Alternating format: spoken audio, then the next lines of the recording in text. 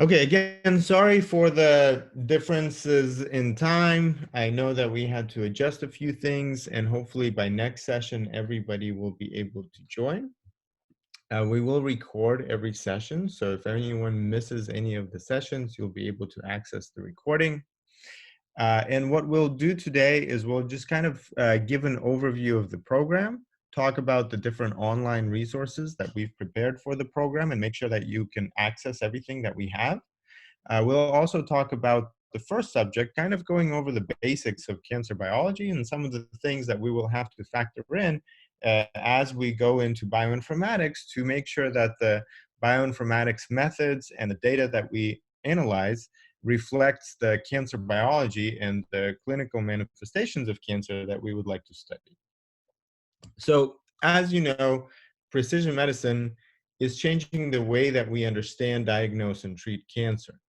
And to understand how this transformation is happening, we have to look to data because a lot of these changes about the understanding of the cancer biology and about the ability to treat cancer more effectively and more precisely is coming from this high throughput molecular data that is coming from a variety of sources, including, of course, cancer patients, but also animal models designed specifically to study aspects of cancer biology, as well as large-scale cell line experiments where we can test different types of reactions of cancer changes throughout the process of differentiation and throughout the process of treatment. Obviously, a lot of those things cannot be consistently studied in cancer patients, and so cell line experiments provide us with that opportunity. And so in this program, what we will try to explore is how the various types of omics data can be analyzed and integrated to understand the basic biology associated with different stages of cancer, including the first emergence of cancer and maybe pre-emergence, the risk of cancer onset, the development of tumors, and the outcomes and how we clinically can see those manifestations. And so we'll see how these large-scale data sets that are collected from the different research projects and clinical trials really provide us with an opportunity to better understand this complex disease and think about different ways where the treatment and uh, the treatment can be improved. Sorry, I see the video pop up here. Okay, so for now, again, for those of you that are joining, please make sure that your microphone is muted. You can also disable your video. That will help improve the quality of the video for everyone. Okay.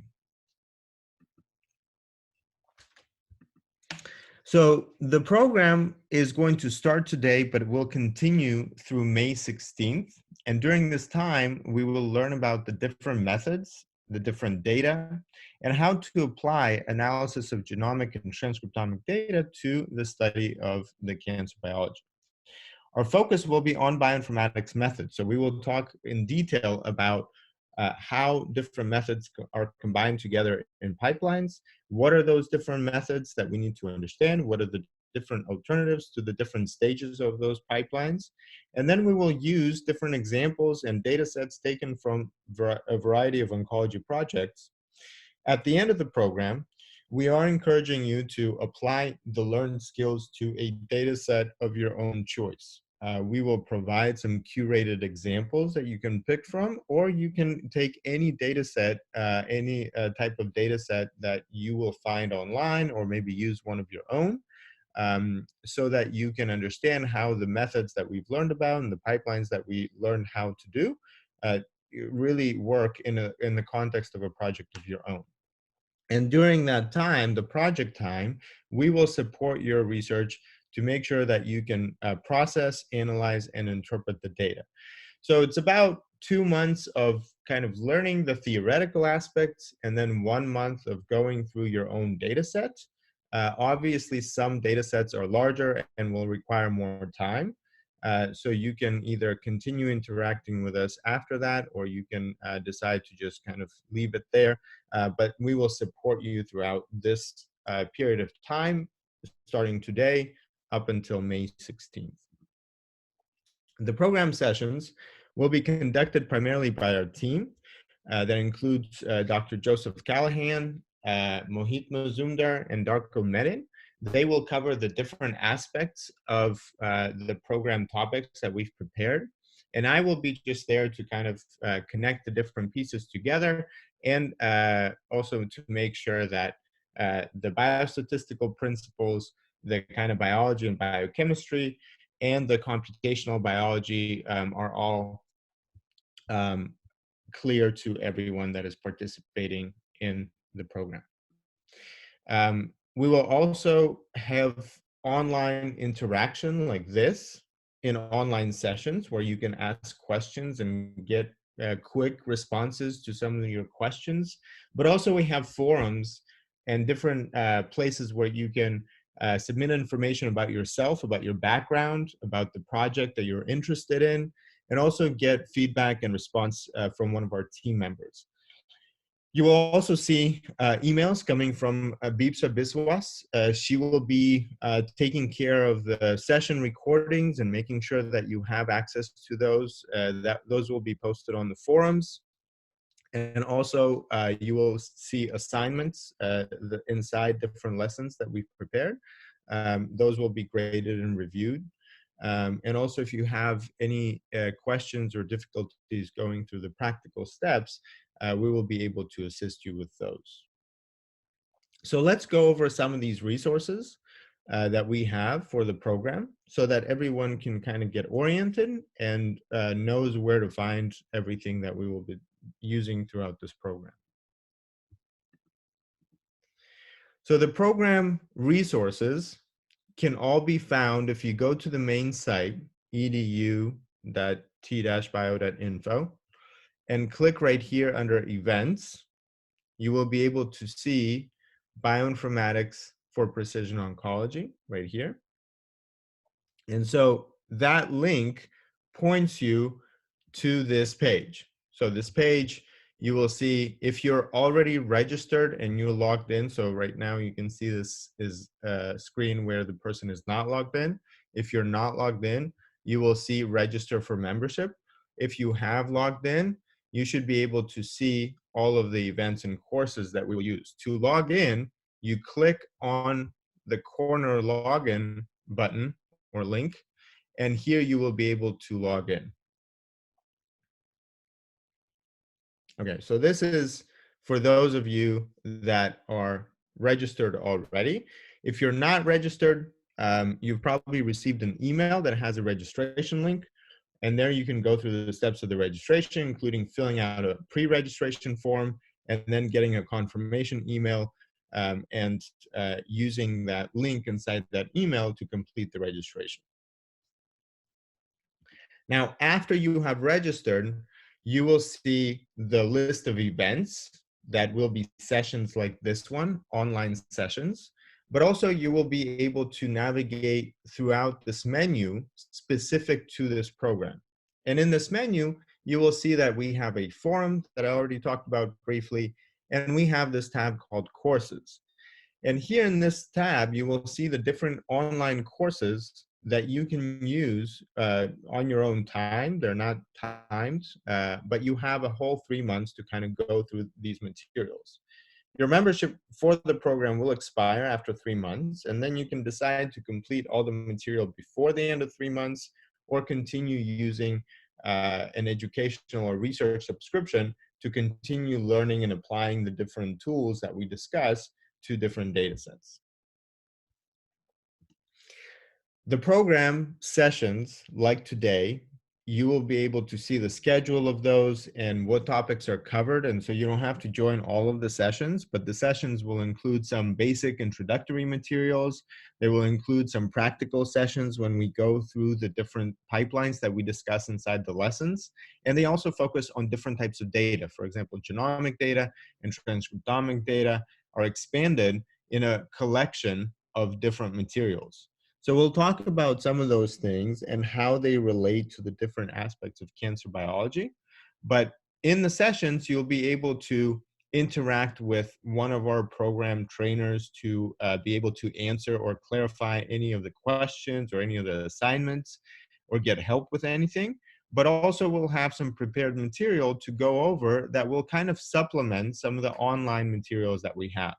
I think it's going to be worthwhile for you to go through some of the materials online independently as well, because the time invested there will help us make better use of the session time, which is of course limited. Now, in the sessions, we will talk about kind of what we think are additional materials to what's online. And online, you will see a real detailed tutorial for different aspects of the bioinformatics methods. You'll have a lot of links, a lot of terminology, and we'll go through some of these elements today as well. For example, we will go through the Transcriptomics Collection. So the core series in this collection is a broad and yet detailed overview of processing, statistical analysis, machine learning tools, and single-cell data analysis techniques. Inside the courses, we will in detail review the bioinformatics methods and what is the logic of using them, expand on the terminology that you need to know to understand what the methods do and what do they do with the data that is there, and also provide practical examples, as well as provide some quizzes for self-evaluation. And Elton here is asking if you can ask questions. So I will have specific points in the presentation where I will pause for everybody to ask any questions. So let me get to those and then feel free to ask them. So I want to first just kind of review some of the technical elements so everybody understands how these things are connected together. So for example, you can go to the syllabus tab under the program and see the different sessions and the different courses that are added there.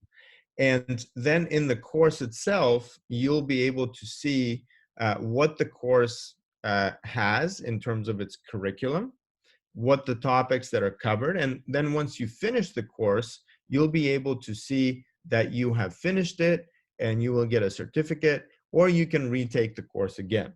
So those sessions are really, the sessions that we will have in the program are really built around the time frame that we think it will take to complete some of these online materials.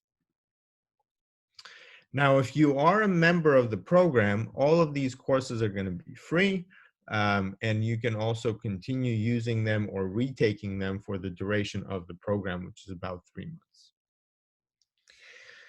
Now, for example, Transcriptomics 1, you can see that we will provide an overview of the materials in a short video, and then you will see how inside the course, different elements of the review are going to be expanded upon. And so whenever you get into the course, you will get a series of lessons. After you complete each lesson, you will see that it turns into a green V. And inside the course, you will see that there's a control section here on top. And that control section actually includes a lot of materials that you can leverage as you go through. So for example, it will have a course outline. You can search for different terms. You can go to the previous and next lessons.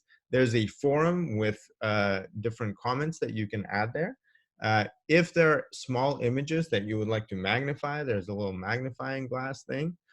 You can also download the materials as PDFs if you want to use them offline, change the font size, and also close the lesson to go back to the main course overview. There are full PDFs, like I said, that are included there, and you'll be able to download those PDFs and use them offline. You can also track the progress and always come back to where you left off. So you will see, for example, that you have completed the course or you're 75% into the course, and then go through the section where you left off. You can also see that this is going to be updated every time you complete a lesson. And you will also be able to see glossary of terms.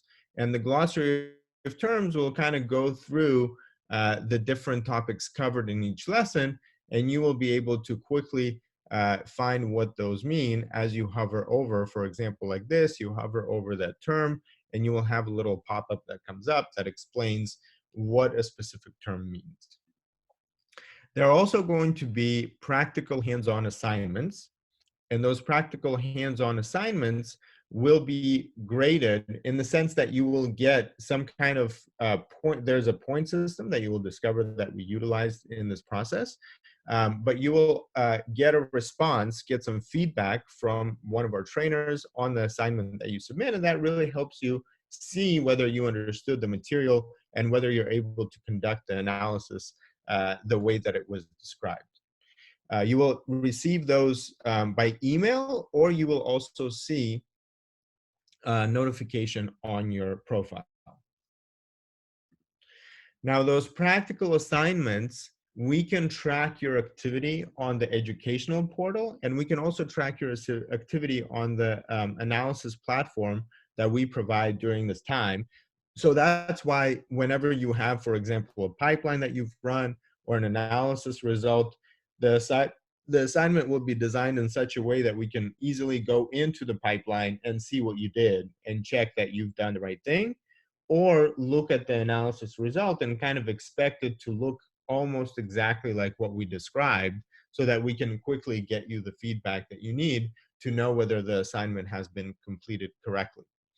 To submit an assignment, you will be able to attach files or describe your answer in text. And so that will help us make sure that you have a question or you've submitted something, and there's obviously resubmissions as well. So this really is designed in a way that we can clearly see where each person is in the process of going through the materials and doing the different aspects of the practical application of the material that is learned, and we can see that everyone understands what's going on. Now, all of this information is collected under your profile. So this is an example profile. Here you can see that the person, we ask you all to obviously complete your profile as much as possible. Sometimes, as you know, we will see, different names when you interact with us through the forum or online in these sessions. We want to be able to understand who that person is. So it's very helpful if you can, put in your full name, possibly even add your picture or some information about you so we know who you are. You will see under this profile all of your activity. So that activity will include quizzes that you take, courses that you start or finish, pipelines that you've run, etc. You will also see the courses we can see, or you can see the courses that you are taking and where you are in each course. Sorry, Bipsha, there's also someone that can't hear anything. Honor 7X, maybe you can reply to that one. And other elements that you will find under your profile. You can also see your quiz results and assignments. Bipsha, if you can answer those questions. Yeah, I'm doing that detail. You can continue. Okay. And also track your progress in terms of your activity over the course of time. And so our hope through this activity is to really help demonstrate how, from learning the theoretical aspects of the different data types and topics that we cover, all the way to the practical application, you get a comprehensive view of different bioinformatics methods and examples where they are applied. As a result of this activity, we will be able to generate a certificate of completion, and that certificate of completion kind of is based on the ability to do the theoretical material, to complete the theoretical material, and also go through the practical pipelines that we expect everyone to be able to know how to do and to be able to do after the program is over.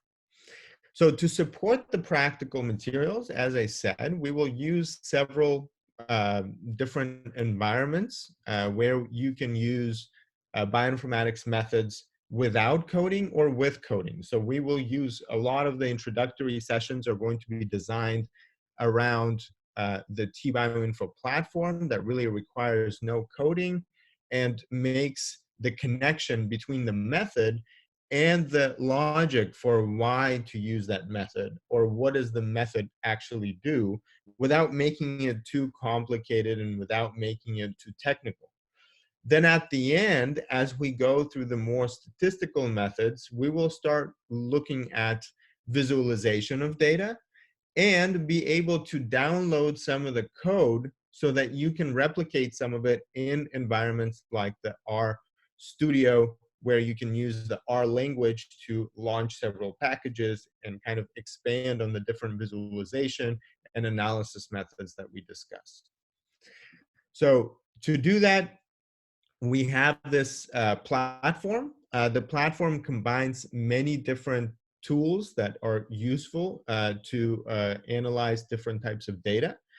And you can find that tool on this link, server.t-bio.info. So let me quickly go into that, that platform to show you how you can use it. So you go to server.t-bio.info. I'm just going to make it a little bit bigger. For those of you that have completed registration, you should have gotten an email with your login information. So you will have a username, which is an email, and a password that was emailed to you. If you have not received those, please contact Beepsha either now or by email to make sure that you have that information. So once you are logged in, you will have an educational user license, which means that you can use specific data sets that we provide to you specifically designed for this program. And after you complete materials enough to get to about 2,000 points or over, you will have access to analyze some data set from the public domain. So we'll get to that point throughout the session. We'll kind of walk you through that process. But just to kind of orient you here, if you are logged in, you should be able to see your profile right here. This is going to be a different password from the one that you used on the educational site. After you get here, you will see this main areas of analysis, which is right here. And here you have different types of data that are described. For example, next generation sequencing, mass spec data, structural biology data, and then different tools for data integration and modeling. We will primarily focus on NGS data and also use some of the sections from the data mining and data association parts right here. Here you have sections dedicated to analysis of transcriptomic data, genomics and epigenetics. So if you hover over this little eye, you will be able to see the different sections and what they do. And we will also leverage the demo pipelines. So the demo pipelines are really designed to introduce you to how these different methods are connected together and what is the logic behind the analysis. So if you click right here, this is only for people that do have already access. But if you do have access and you're logged in, you'll be able to click on this arrow.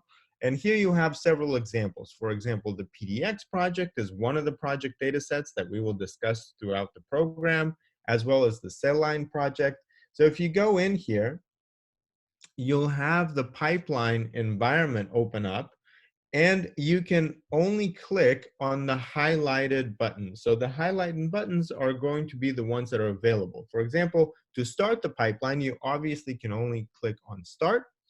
And here you can read a little bit about the logic of this analysis. For example, what are the different logical steps and how do they translate to the different names that you see in the interface? And what is their meaning right here on this side?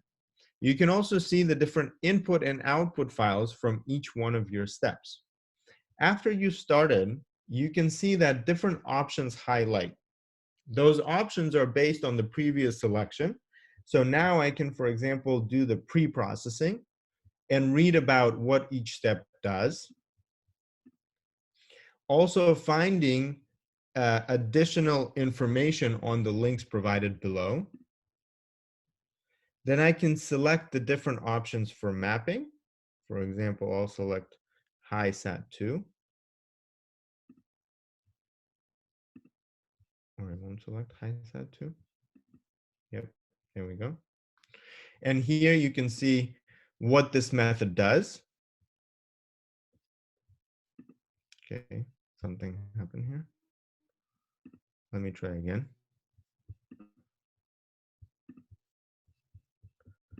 Trimomatic, PCR clean, high SAT2. Great. And then I'll quantify the levels of expression. Again, you can read about all of these different tools and what they actually do. And quickly after I finish building this pipeline, I will be able to download the output file. So there's no waiting, there's no setup time. This is really designed for us to quickly go through some of these materials and understand what the meaning of the different methods and how do they get us to an expected output. So the logic is going to be described in the online sessions. Then you will get more technical details in the online courses, and the courses are going to be listed right here. You can see the different courses that are included in the program. And after you complete those, you will be able to see the interpretation. So what is the result? And we will discuss those in the sessions as well. So as you saw, I built a pipeline. As I go through the pipeline, I get a description of what each method does.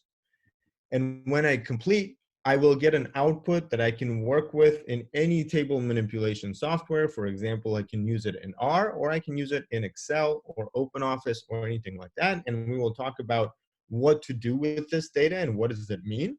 And that might include visualization in some kind of an analytical view of the data, or it might be a detailed view of all of the different elements that are included in the raw data that I had. And now this is the time for questions.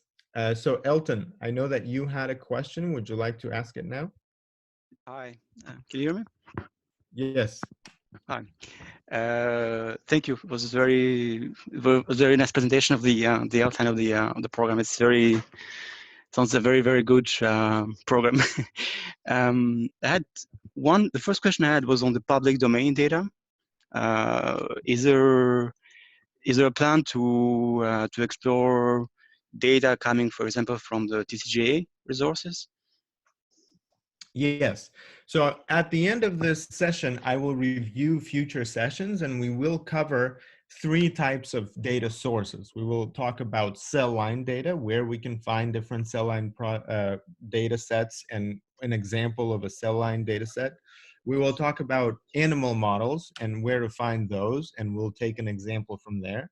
And then we'll also talk about patient data. So we'll talk about the Cancer Genome Atlas and also other repositories where we can find additional data about those patients. The second question I had was on the technology that is going to cover specifically on the study of the transcriptome. Is it going to be only are we going to focus only on single cell analysis, or are we also going to cover more standard approaches for analyzing the transcriptome using NGS technologies? I'm thinking, for example, for more standard approaches that were, because as far as I understand, the single cell is the trend and today, but it's still a very much experimental method, and it's not very well established. And I was wondering if other technologies was going to cover as well besides the single cell analysis. Yes, of course. We will spend a lot of time talking about bulk RNA-seq. So Yeah, how exactly, do we use bulk RNA-seq to do differential gene expression? How do we use it to look in more detail at isoforms with different alternative splicing events? We'll talk about just standard gene expression and how to assemble the different identified genes into pathways and how to interpret those. And then we'll talk about the challenges that come with single cell line, as you mentioned, there are a lot of different technologies. A lot of those technologies are still in development. Yeah. And a lot of the results from those technologies, they're not very conclusive. So there are quite a number of challenges with single cell, but we will discuss those different technologies and how to address the different challenges or how they are addressed computationally. And the last question I had was with regard to the integration of all this omics data.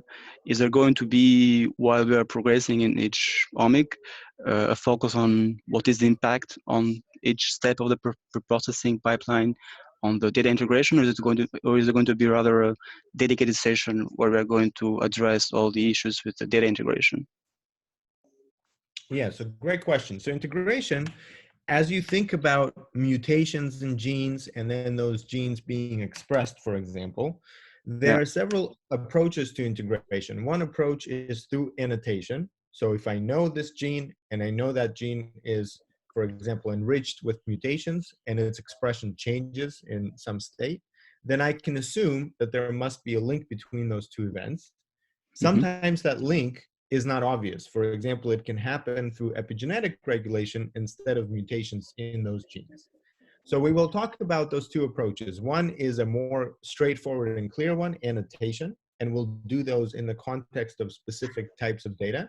But then we'll also talk about analytical approaches to detect associations between different data features without necessarily knowing that they are connected through a database or some kind of an annotated source. And that will be a separate session that is not related to one specific types of data.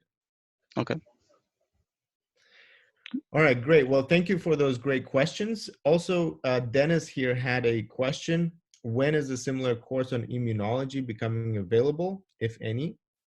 Unfortunately, we don't have a course on immunology specifically right away, but what we do have is an upcoming program on infectious diseases where we will do similar to what we are doing here, talk about the different data types and different examples of projects, including different pandemic and epidemic kind of known recent outbreaks like the Ebola virus, Zika virus, flu, and COVID-19, where we will talk about how to analyze that data and apply it to the understanding of the different genomic variations in viral genomes, as well as the response from the host side, right? And what are some of the immunology aspects of infectious diseases. So after that, hopefully we will start considering other topics, maybe including immunology.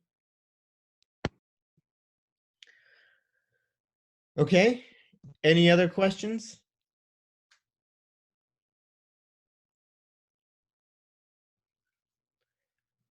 Okay, if there are no other questions, and you can continue to paste those questions if you have any in the notes here, but I will just continue with what we have planned for this session. So for today, we prepared some introductory materials that are designed to kind of get us all on the same page.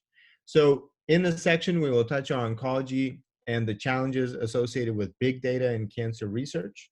A lot of it is driven by the ability to generate highly detailed data, for example, next generation sequencing data, which provides us with many features about a specific sample that we have, but also our ability to collect many, many samples about the same condition. And so some of you might already be familiar with some of the things that I will cover in the next few slides, but we wanted to review the basics because I think they will quickly bring anyone who's not familiar with these things up to speed with the rest of the group. We will take some time to discuss your questions if you have any after this, but also you're welcome to pose additional kind of insights that you think are valuable to us as a group. So let's start by talking about the cancer biology at the cellular and tissue levels and talk about the role of DNA and RNA changes associated with cancer risk, progression, and outcomes.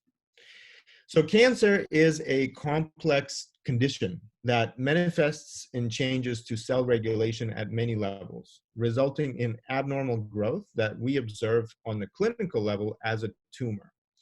Tumors consist of cells whose growth and morphological characteristics are markedly different from those of normal cells. Criteria for malignancy include increased cell proliferation, loss of differentiation, infiltrative growth, and metastasis to other organs. So you can see here kind of the development from a cell that has, for example, a genetic mutation, or maybe a collection of different mutations, to hyperplasia, which is a growth that is occurring with different types of cells inside, to dysplasia, to in situ cancer, which is cancer localized in a specific tissue, to then invasive cancer, cancer that starts growing between different tissues and different organs. And so this progression are the stages of tumor development. So malignant tumor develops across time, and this tumor develops as a result of different mutations that are involved in different types of tumors. And the different types of tumors can be characterized by different mutations, as well as other different regulation abnormalities that we will talk about. We don't know how many mutations or which specific mutations are required for a normal cell to become a fully malignant cell, but the number is probably less than 10, right? Which is pretty amazing given that we have over 3 billion nucleotides in the DNA. The tumor begins to develop when a cell experiences a mutation that makes the cell more likely to divide than it normally would, and the altered cell and its descendants grow and divide too often, which is a condition called hyperplasia. At some point, one of these cells experiences another mutation that further increases its tendency to divide, and the cell's descendants divide excessively and look abnormal, which is a condition called dysplasia. As the time passes, one of the cells experiences yet another mutation, and this cell and its descendants are very abnormal in both growth and appearance. If the tumor that has formed from these cells is still contained within its tissue of origin, it is called in situ cancer. In situ cancer may remain contained indefinitely. So it's not a malignant tumor, not a malignant growth. If some cells experience additional mutations that allow the tumor to invade neighboring tissues and shed cells into the blood or lymph nodes, the tumor is said to be malignant. The escaped cells may establish new tumors, which are called metastases, at other locations in the body. So what are some of those causes to make a cell to become cancerous? Maybe about 30 years ago only, scientists could not offer a coherent answer to this question. They knew that cancer arose from cells that began to proliferate uncontrollably within the body, and they knew that chemicals, radiation, and viruses could trigger this change. But exactly how it happened was a mystery. Research across the last 3 decades, however, has revolutionized our understanding of cancer. In large part, the success was made possible by the development and application of the techniques of molecular biology, techniques that enabled researchers to probe and describe features of individual cells in ways that were unimaginable a century ago. Today, we know that cancer is a disease of molecules and genes, and we even know how many of these molecules and genes are involved. In fact, our increasing understanding of these genes is what is actually making possible the development of exciting new strategies to avoid, stop, and even correct the changes that lead to cancer. So what we'll talk about briefly today are some of those elements. For example, the differences between normal and cancer cells, how those are linked to genomic features, and we'll talk about what those genomic features are. For example, they are genes that could be driving some events or could be controlling those events. We'll talk about the role of the tumor microenvironment, that is the environment that is around those cancerous cells, and the interaction between the cells within the tumor and the cells in that microenvironment, as well as a major player in that microenvironment, which is, of course, the immune response, the immune system. So what are some of those differences between cancer cells and normal cells? Cancer cells differ from normal cells in many ways that allow them to grow out of control and become invasive. One important difference is that cancer cells are less specialized than normal cells. So what it means is that normal cells mature into very distinct cell types with specific functions. For example, a tissue is comprised of cells that are pretty much similar to whatever that tissue does. But cancer cells do not. And that is one reason that, unlike normal cells, cancer cells continue to divide without stopping, right? So the tissue forms by differentiating and then controlling the growth so that the organ functions in a specific way. When we talk about cancer cells, they lose that differentiation, and they are not really controlled by the signaling pathways that the whole tissue uses to function as a single element, as an organ.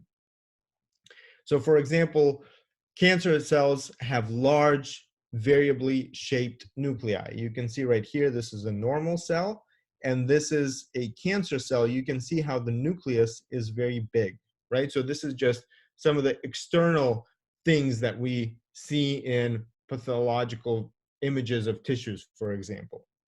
You can see that inside a tumor, the cells are disorganized, and they have many dividing cells at the same time. So their division is not controlled, it's not organized, and their locations are not going to be very organized.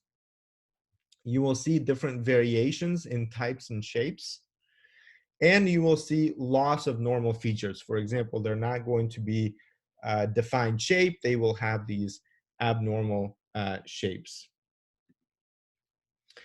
In addition, cancer cells are able to ignore signals that normally tell cells to stop dividing, or that begin a process known as programmed cell death, or apoptosis, which the body uses to get rid of unneeded cells. For example, when a cell ages and it reaches a certain number of divisions, it is going to be not as reliable. Its DNA might have enough changes that it's unreliable for continued division. And typically that would cause apoptosis to happen and for that cell to die. Cancer cells may also be able to influence normal cells, molecules and blood vessels that surround and feed a tumor, an area known as the microenvironment. For instance, cancer cells can induce nearby normal cells to form blood vessels that supply tumors with oxygen and nutrients which they need to grow. These blood vessels also remove waste products from tumors. Cancer cells are often able to evade the immune system. So a network of organs, tissues, and specialized cells that protects the body from infections and other conditions are different types of immune cells. And although the immune system normally removes damaged or abnormal cells from the body, some cancer cells are able to hide from that immune system. Tumors can also use the immune system to stay alive and grow. For example, with the help of certain immune system cells that normally prevent a runaway immune response, cancer cells can actually keep the immune system from killing cancer cells.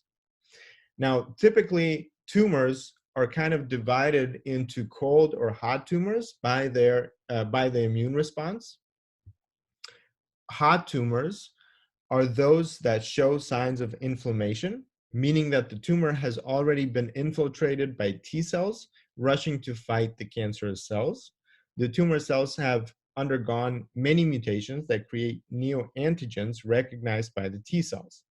With the presence of cancer-fighting T cells, we know that the immune system has already recognized the cancer and is working to fight it. And so hot tumors typically respond well to what's called immunotherapy treatment, and that is typically using checkpoint inhibitors. The main idea behind checkpoint inhibitors is using antibodies to mobilize the T cell response. During the attack on the tumor, T cells become exhausted and lose important functions needed to kill tumor cells. The exhaustion is brought on by constant exposure to tumor antigens and signaling through checkpoint receptors. The antibodies block signaling through these receptors to prevent this loss of function. Now, not all the tumors are the same, and so only a few types are considered to be hot. For example, melanoma, bladder, kidney, head and neck, and non-small cell lung cancer. And there are many different limiting factors to the efficacy of immunotherapies. And for example, some hot tumors, even though they are already hot, they are not going to be responsive to treatment. So that's another challenge. And combating these limitations, a lot of research in immunotherapy is focused on combining progressive immunotherapy treatments with traditional therapies like radiation and chemotherapy. So in the program, we'll actually talk a lot about, these biological processes, but also the different treatment options and what are some of the considerations around mutations or expression patterns that can identify different abnormal or, undesirable effects that we should consider. What are the cold tumors?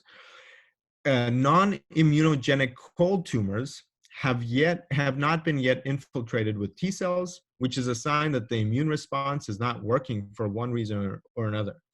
The lack of T cells make it difficult to provoke an immune response with immunotherapy drugs. These types of tumors are mostly treated with traditional cancer therapies. Most breast cancers, ovarian cancer, prostate cancer, pancreatic cancer, and glioblastoma are typically cold tumors, which poses a problem for the widespread use of immunotherapies. The microenvironment surrounding cold tumors contains myeloid-derived suppressor cells, MDSC, and T regulatory cells, Tregs, which are known to dampen the immune response and inhibit T cells trying to move into the tumor. So another aspect of tumor development or cancer development as a disease, and the biggest concern, of course, is metastasis. So what we talked about up until now is that specific cells have mutations or changes in their DNA. They stop responding to the different signaling pathways. As a result, they interact with the environment around them, but they're also inside a body, and that body has many different organs. And once that tumor starts spreading locally by moving into normal tissue, that is going to be triggering the immune response. However, cancer can also spread regionally to nearby lymph nodes, tissues, or organs. And it can spread to distant parts of the body. When this happens, it is called metastatic cancer. For many types of cancer, it is also called stage 4 cancer. The process by which cancer cells spread to other parts of the body is called metastasis. When observed under a microscope and tested in other ways, metastatic cancer cells have features like that of primary cancer and not like the cells in the place where the cancer is found. This is how doctors can tell that it is a cancer that has spread from another part of the body, right? So for example, if it came from the breast and metastasized to the bone, it will have those features of where it came from and not of the bone. Metastatic cancer has the same name as the primary cancer. For example, breast cancer that spreads to the lung is called metastatic breast cancer, not lung cancer. And it is going to be treated in a specific way, for example, as stage 4 breast cancer, not as lung cancer.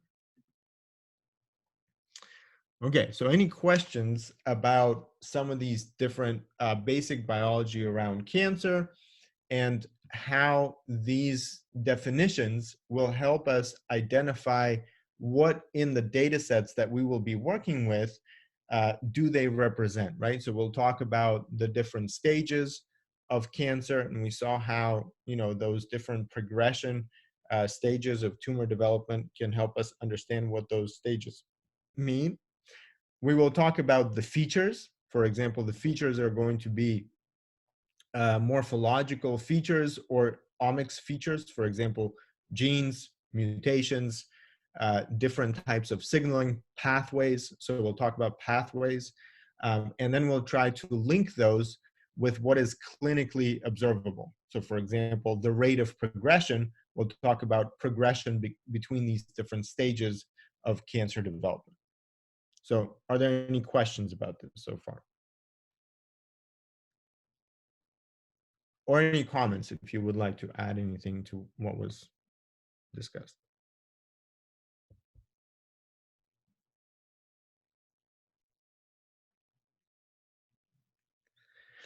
Okay, so the question is activating mutations in oncogenes and in activating mutations in tumor suppressor genes leads to proliferation. So yes, we will talk about what are the drivers of some of these changes are. So oncogenes would be the genes that kind of drive these processes. And obviously those genes can stop producing the right effect, and that effect would be, for example, um, the progression, so the different changes. So a mutation might change the way a gene is translated into mRNA and protein eventually. And then there are different suppressing mechanisms, so mechanisms that control these different processes. And so we will talk about those, and those are called tumor suppressor genes. So yes, this is correct. And there are also other considerations beyond mutations that we will talk about that are related to the regulation of these genes.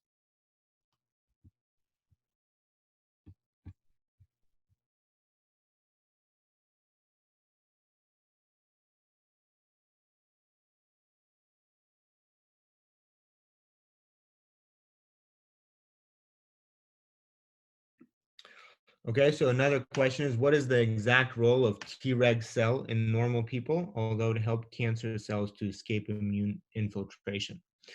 So the cells, the cancer cells, they actually make use of all of the normal cells that are present in a body or in a tissue.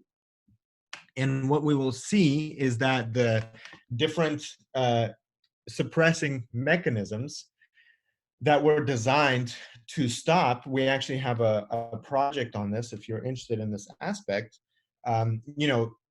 Immune cells interact with the tumor, with the cancer cells, and the cancer cells can cause the immune cells to work in a different way.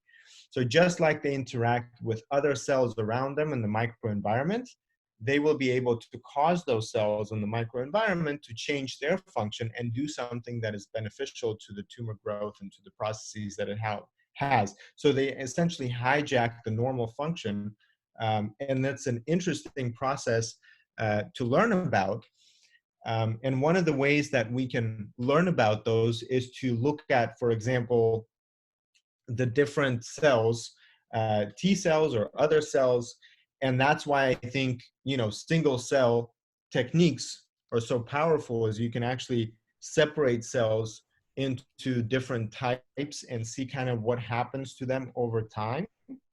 So, and not only by, for example, looking exclusively at that cell, but looking at a tumor, the way it develops as a system, right? So for example, previously we could separate cells into different types and kind of see what happens to them individually, but single cell technologies allow us to look at the system as a whole and know what each different types of cell is doing or how it is changing across time. So we'll talk about these different types of cells. We'll talk about those different cells in the context of the microenvironment as a whole. And we will also talk about how we can study them using different techniques. I think, the conclusions from there, exactly, what is a function of a specific cell in the normal tissue as it is compared to, for example, a tumor tissue, are those kinds of discoveries that we'll make throughout the program.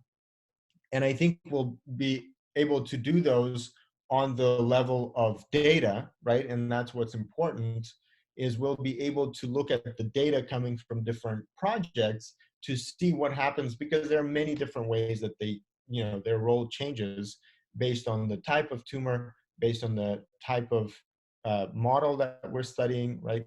Cancer patients or animals or whatever.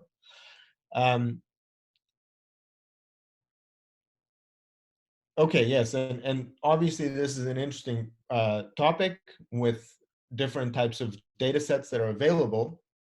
So we'll go through some of the topics and the projects that we'll have in the future. In the next session, actually, we'll start talking about those. So we don't have a lot of time left, but let me quickly go through some of the slides that we have to kind of introduce what are the different topics that will be covered throughout the program. When we talk about bioinformatics, we are going to be focused on data. And we'll talk about how the changes in DNA, the different genes, the different changes in mRNA transcription can be detected using analytical methods. As a result, we will learn to understand how to identify important elements in data and link them together by finding associations in the data sets. We will also learn about the different aspects of the basic and the translational research in oncology, where we can combine patient-derived cell lines, xenograft models, and clinical trial data that will offer a rich collection of different types of data sets that will inform our understanding of cancer biology, the understanding how diagnosis can be changed by looking at the molecular factors, and how we can, as a result, understand the different treatment options for cancer in patients. So today, we reviewed introductory materials about oncology and the challenges associated with big data in cancer research. A lot of you are familiar with these things, but we wanted to review the basics because we think that they will quickly bring everyone who is not familiar up to speed with the rest of the group. In the next session, we'll start talking about next generation sequencing data, what this data can reveal about the biological processes and the clinical manifestations of cancer drivers, tumor development, and the tumor microenvironment. And we'll speak about the challenges of these big data sets that are unstructured and have to be processed before they can be analyzed and annotated to yield insights into cancer biology. And we'll talk about the significance of some of the steps that can actually quickly change the ways that we understand and interpret the data that we have. So I'm not going to pause here because we are running out of time. Let's briefly review the topics that we plan to cover and where you can start finding the relevant materials to make progress before the next session. Before we meet again on March 12th, please start going through the Introduction of Bioinformatics course. It's a really brief introductory course. You will find it under the main menu of the edu.t-bioinfo website. It will provide an overview of bioinformatics in various domains like healthcare, defense, and agriculture. It will also have a survey that we hope that you can fill out for us to get more familiar with your research background and your objectives in this course. We will use this information to make sure that the sessions are appropriately designed to your level of your background in bioinformatics and also your background in oncology, and hope to help you advance with your goals and objectives throughout these sessions. So next time when we meet, we'll talk about how the growth of high throughput sequencing of cancer genomes and transcriptomes has produced a big data problem that precludes many cancer biologists and oncologists from gleaning knowledge from these data regarding the nature of malignant processes and the relationship between tumor genomic profiles and treatment responses. And I think it's important for everyone to learn about these data types and understand either the logic of how to efficiently process and analyze them, or practically to learn how to do it on your own so that you can yourself do these kinds of projects with a data set of your own. We'll start by first talking about DNA variation, like single nucleotide polymorphisms and copy number variation, by looking at several NGS genomic data like whole exome or whole genome sequencing of tumor and normal tissues.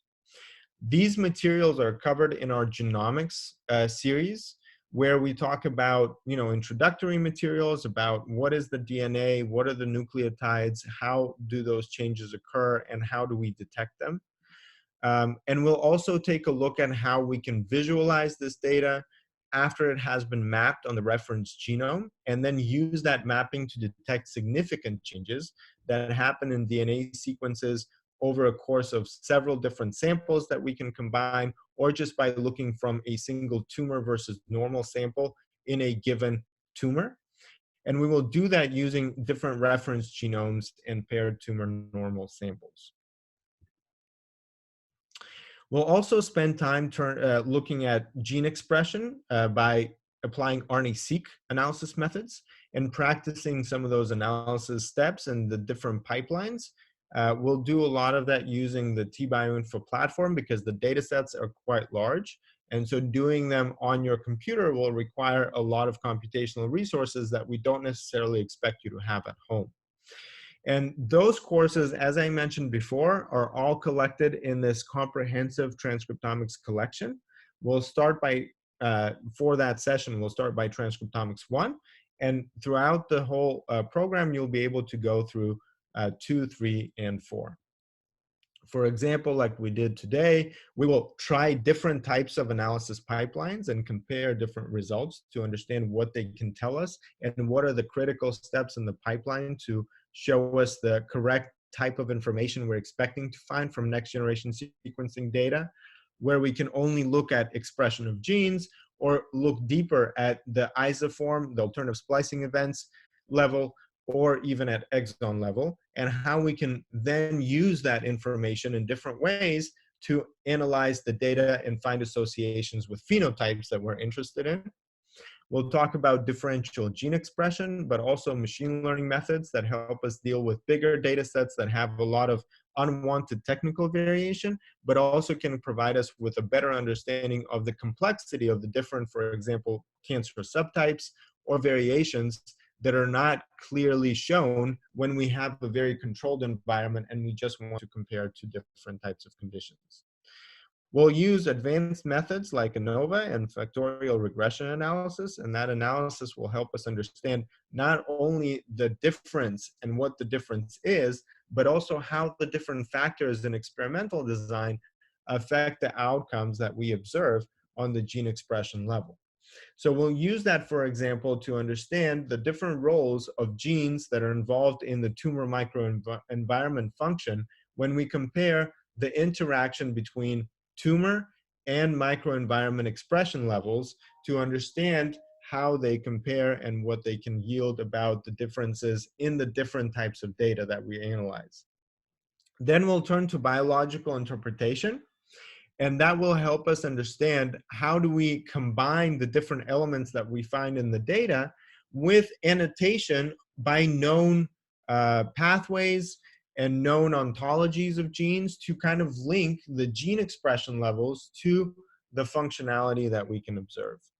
We'll learn by doing what's called pathway enrichment or gene set enrichment analysis that will demonstrate how enriched different pathways are and how we can map them on those signaling pathways that we know to be important in cancer differentiation. And we'll use that as an example to talk about the different genes and the different pathways that are critical for tumor development. We'll then turn to different data sources and databases, and we'll actually review how to find different types of data, how to find different corresponding tumor types between cell lines, animal models, and patients, and then also how to annotate the different results of analysis that we have from the mutations that are associated with treatment or with progression outcomes, and discuss how those have been established in the past. When we talk about the Cancer Genome Atlas, we'll talk about patient cohorts. How do we actually take published patient cohorts or select from those patient cohorts the different types of data that we would like to analyze and combine those in a meaningful way. We'll also talk multi-omics, about multi-omics integration during this session because the TCGA provides a comprehensive overview of multiple levels of omics data about different conditions. We'll also talk about mutations and interactions of mutations as they have a role in the response to different treatments. And then we will transition to project design and proposals. And in that stage, we expect everybody to be familiar enough with the different steps of data processing, analysis, and interpretation to be able to consider a project of your own. One second. And there we will talk about how we can use different examples that we have provided. For example, the breast cancer example or the liver cancer example, and how you can introduce some variation to those data sets that have already been provided to you. Or you will be free to choose a data set of your own and kind of design the analysis before you conduct the analysis. And we'll talk about the different questions about the data to make sure that we can maximize the value of a proposed project and help streamline the analysis process so that it is done more quickly and efficiently to show, first of all, exploratory results that could be evaluated for their real kind of like value once the project is completed. So how do you quickly go from having a data set to having it in such a way that you can rapidly ask questions about the data set to see whether it's going to answer some question that you might have, but also talk about how you can maximize that value by incorporating other data sets and other databases of known published results. Some of the examples we'll talk about in our next session, what those examples are, and how those examples are relevant to the objectives of bioinformatics and precision oncology. And talk about the different collected data sets and how you can navigate those data sets to find something that is relevant to maybe a question that you might have for your own project. So again, we went a little bit over time with the session, but I hope that it was informative. Again, if you have not received any of the information to access the materials that we've discussed here and to find all of the different elements of the program, please reach out to us. If you have any questions about the program itself, the program will provide you with a certificate of completion at the end of the program, and we'll provide you with some hands-on assistance where you will be able to work on your own data set. So I did want to mention that. And at the end of the session, of course, if you have any questions about the program itself or how it will be conducted, I can answer those now.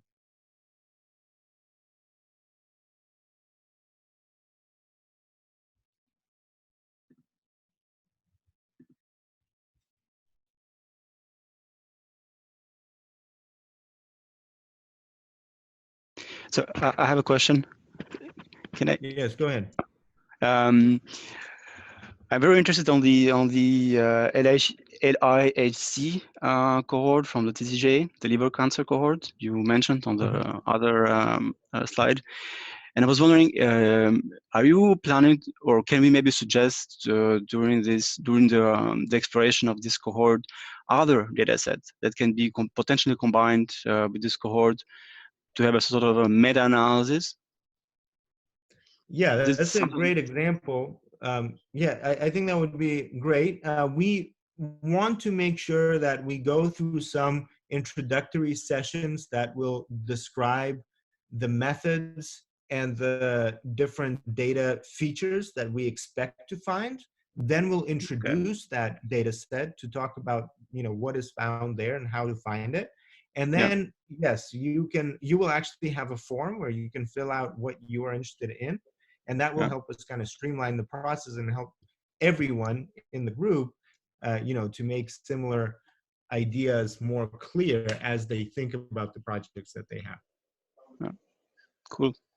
Thanks. Yep. Thank you. And thanks, Joe posted here. If you have any questions between now and our next session, you can post them on the forum, and there's a link to the forum.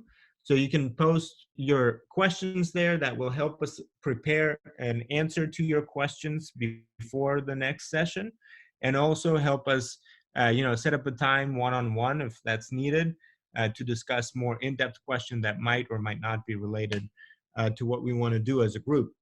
So again, thank you everyone for joining today. We will send you an email about the video, the recording of this session.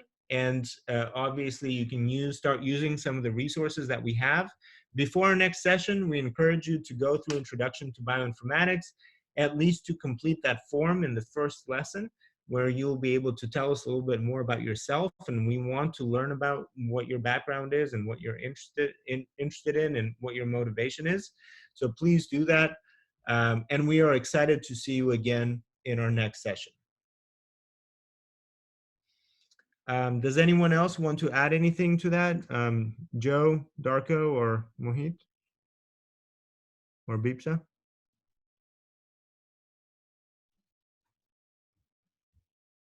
I don't have anything for now, other than if you have any questions, please post them on the forum and I will do my best to have those answered before the next session. All right, great. No further questions, Elia. Fantastic session. Thank you. And also, if anyone has any questions regarding the data or data science, they can send to any of us, and we'll be happy to answer them. Great, thank you, Darko. Welcome. Okay, Mohit, did you want to add anything to that?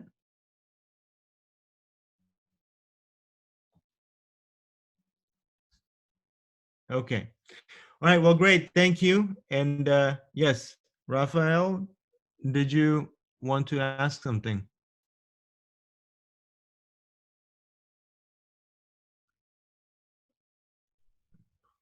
What data sets?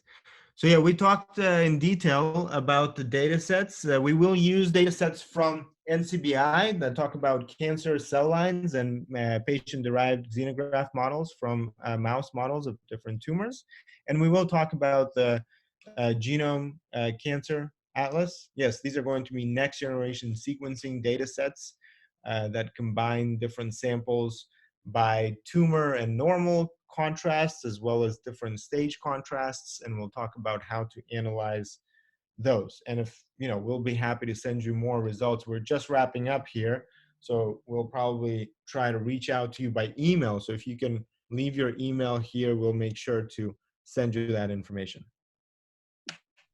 Hi, everyone. I would just want to add this, that many of you are trying to access the courses. So they are all going to be free for you, and we'll be adding everybody's email IDs to the organization page by today. So you should be able to access all the courses that are there. And I'll be emailing everybody with the course links that you can take and all those that are available. Please let us know if you have been able to log into the server platform and also to the educational platform and do the courses. Just let me know if you have any trouble there. So that is all, and thank you for attending. Thank you, Ilya. All right, thank you very much, Bipsha. We look forward to seeing you again next time. And Raphael, we will definitely reach out to you by email with additional information on the data sets. All right, until next time.